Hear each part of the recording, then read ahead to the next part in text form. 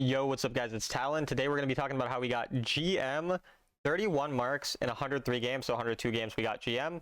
74.8% win rate. You can see the stats here, all solo queue, all on ADC. We go to our champions played, you can see 75.6% win rate Quirky, 79.5 with Xayah. Obviously some games were autofilled, so we have some fewer of Vi, whatever, but only about 20 of those games were autofilled, which means, 4/5 of them were ADC, obviously since I can't get the role every game. But overall, I'm going to be talking about what allowed me to do that and going over a gameplay as we talk about it. So let's get right into it. Okay, so here I'm going to be showing you guys a game where I play extremely bad early game and I do not do super well. And then my team is doing okay and kind of basically farming allows us to be useful still later on. The reason I want to show you this is a couple of reasons. So the first thing is, obviously this is not how my average game goes. The average game I do not end up, playing as bad as I do in the early game, as you'll see. But it shows kind of what ADC is really all about. No matter what happens in the early game, no matter what's going on, if you understand how to farm well enough and get gold, you can always be useful. Sometimes you're going to be useful because even though you played bad, your team did okay, and then you're able to carry later game team fights, even if you did bad early because you farmed properly. Or sometimes you're going to be able to, do decent early game, farm really well, and then carry a bunch of really bad players, that type of thing. So that's kind of the initial thing. I do in this video want to kind of talk about the fact that people watch my videos and they say, well, this game, this doesn't happen, my teammates are way worse, they would never do this, whatever, just various different things. So the first thing is, obviously I'm 20 something marks right now at this point of this game, obviously, and now I'm 31, but at the point of playing this game I was 20 something marks, and so obviously I'm a little bit higher ranked probably than the average viewer. But regardless of that, the reason I show you guys various games that show various different things is because different games have different specific things that they show, and that specific thing can win you an additional 1 or 2 game. So I'm not saying that every single game where you play awful early game, if you do what I did here, that you're going to win all of those games. There are plenty of games where I've played bad early game and I lose because I played bad early game. But the reality is you need to understand what to do from behind, what to do from ahead, different types of things. And when you understand each of these different things, you're able to increase your win rate a little bit. So let's say you watch this video and then you have, let's say in the next 30 games, you have 5 games where you lose lane. If you're just able to win 1 additional game of those next 30, that makes your win rate go up over the next 100 games by a very significant 3+%. Which is huge. So doing all these little random things that I focus on in the different videos is useful for making your win rate go slightly higher. So like my win rate didn't suddenly go from 52% to now 75% as we see here. My win rates gradually increased season to season, and then obviously this season I'm playing on 5 different accounts, which means I'm climbing a bit slower per account, which means I play less games, which means it's easier to have a higher win rate. So that also, has a play, or that is a factor, right? Because obviously if I just spammed ADC for 500 games already this season, instead of playing like 300-400 games across my accounts, the win rate would be different. So that's something to mention as well. But overall, again, the win rate gradually increases through these different things. So nothing really happened early game, which is why I was kind of wanting to mention that here. But yeah, a lot of people are always like really concerned when they watch my videos. Oh, well, my teammates don't do this, my teammates don't do that, your opponents are way worse, my opponents are better, teammates are worse, whatever it is. I don't care. We're all just trying to do things that make us win slightly more games. And ultimately, whatever the outcomes are that you experience, you should still just be focused on trying to make your outcomes slightly better by just improving at small things. So early on here, they end up ganking us. I overextend a bit, and we have to lose our flash, so not a good start. Going into the early game, we're not super behind. We did blow their flashes earlier on in the lane, but not great. Kha'Zix gets caught out here, but somehow didn't die. I don't know how he didn't die. So we're not in the worst spot right now, but definitely not good either. In general, one of the hardest matchups I find, not because of like the matchup itself, but I just have a hard time playing into Blitzcrank. I think he's a difficult champion to play into because you really have to not overextend or make any mistakes. You make one mistake and all of a sudden you get caught out, and you kind of fall behind. So at this point, we've played fine. We're even gold. We, overall did fine in lane until we got ganked, and we're still fine. And kind of at this point, I think is soon where we'll see, the game start to go a little worse for me. But overall, the main thing you want to do into like a Blitzcrank is just have lane prio and make sure you use the minions as a shield so you don't get, blocked or anything like that. And then, yeah, I think this is where they end up overextending, trying to kill us here, because now that I'm level 6, I know like I can trade even if he ults me. I have cleanse, I have whatever. And he's kind of looking for some type of engage. My jungler's here, their jungler's not. So if they do engage, it's fine. Their jungler obviously ends up, or my jungle ends up going mid, but still. Here, I think this is the point where Yeah, like we're just, again, we're getting poke on them. Nothing too crazy. I'm perfectly fine with this. Blitzcrank, as soon as he overextends and misses his hook, we can poke him out really, really hard. So you actually see even here, we're able to get good value, right? We get the health trade lead just because of the fact that if they miss their all-in or they miss whatever, then Blitz is a really weak champion. He's really reliant on getting that all-in. So we're able to do that. We're able to, again, get some poke onto Varus. There, I end up taking too much damage. And then this is where I literally just don't cleanse. If I just cleansed here, I would have killed him. Like, I just don't click my cleanse, and obviously it's bad, right? Like, click your cleanse. That's usually useful when you're getting CC'd. And this is what I mean by the start of kind of playing poorly and making dumb mistakes. And it's really important when you find yourself in this position to still find ways to get gold, to make sure, like, again, even though I died there and it was dumb and it was bad and now I'm down gold, the wave was pushed enough where we didn't get punished too hard, because now by the time I respawn, if they push the wave, then they would be recalling late, so they have to recall, which means I don't get punished nearly as hard. So that's why having that lane prio too is really good. Obviously, I shouldn't have even died, but even when you do die, having lane prio means you don't get screwed over as hard. Lane prio basically means pushing the wave and having it push closer to the enemy, killing their minions quickly, that type of thing. And so we're still able to get on this wave before them, get control of the wave, and honestly, everything is not that bad. I just need to focus on getting gold on myself. That's really what the ADC role is. You farm, and then you play team fights well. If you do those things, you're probably going to be chilling. So I had made an earlier video on team fighting. If you go to my ADC playlist, I have videos on farming as well, of course. In this video, you know, you'll kind of see what I mean. But yeah, early on, definitely not the best start. At this point, we're just trying to make sure we have the lane push so the enemy can't get too much value out of it. And then this is, again, where I just walk up and auto attack, even though he's stronger, and then I just end up dying. Like, again, just bad plays by me. There, I didn't cleanse because I knew I was dead anyway. If I cleansed, I still would have died. So in that situation, I just don't cleanse because I know I'm going to die. But yeah, I just overextend into a position where I know Blitzcrank has flash. He can flash onto me. They're leveling up, so they're stronger than us, and obviously it just doesn't go well. And so again, very bad start. Sorry, I keep drinking water. My throat's kind of been hurting lately, but yeah, we end up having a bad start there, and my team is not doing well either. Like, they're not, you know, super strong. So at this point, the main thing we're looking for is just to hit our certain item spikes, and the easiest way to do that is just find gold wherever we can. So notice how here, as I'm respawning, I actually come to get mid-wave before going topside.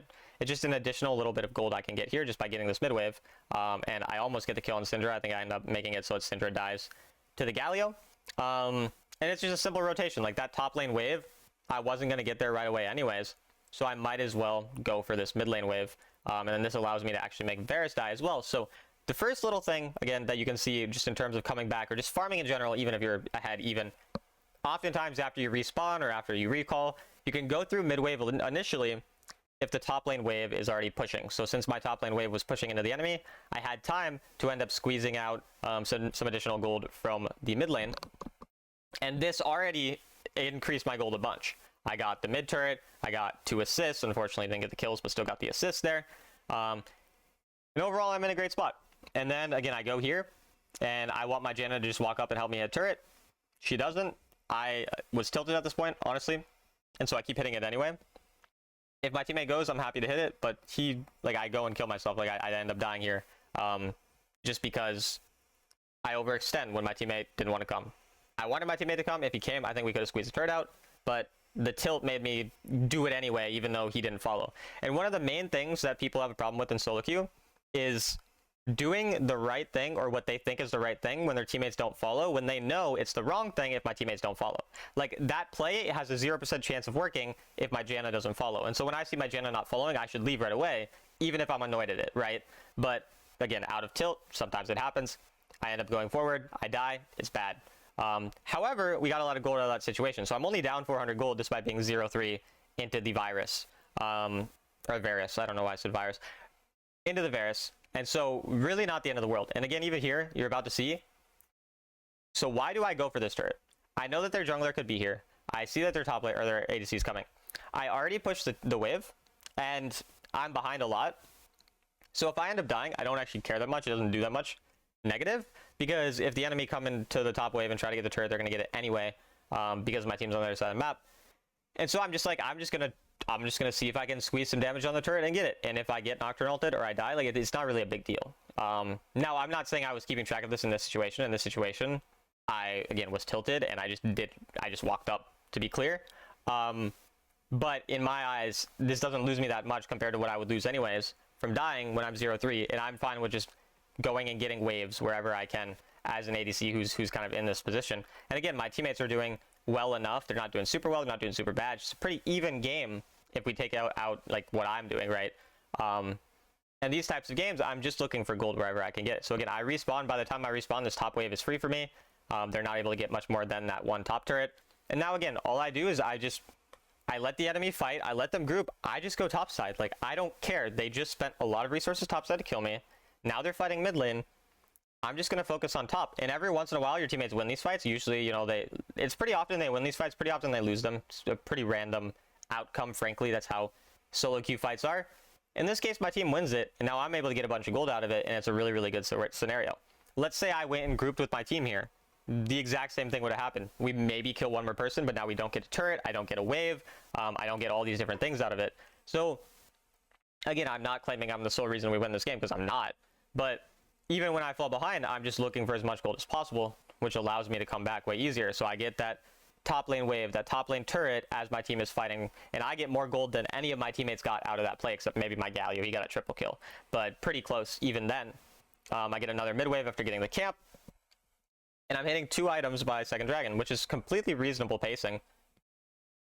And I'm even gold. I'm actually slightly ahead of the Varus, who has 3 kills. So Varus has died once less than me, and he has 3 kills, and he still is even gold with me. And then here, I end up covering their split pusher. So in this situation, the reason I cover the split pusher, I'm not that strong yet still. I don't necessarily love the idea of fighting.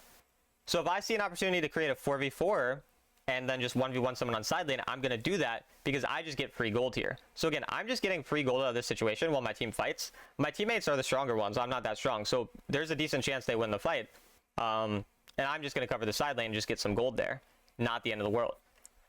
My teammates end up losing it. So again, not even that great of an outcome, but I'm still getting myself enough gold to where I can carry, because now I'm going to get this mid wave afterwards. So I got the bot lane wave, I got a bot lane camp, then I'm getting the mid lane wave. I'm just getting a bunch of gold out of it. And this is really what ADC ultimately comes down to, especially when you're playing champs like Xayah, Quirky. They scale well, they're really good on this patch.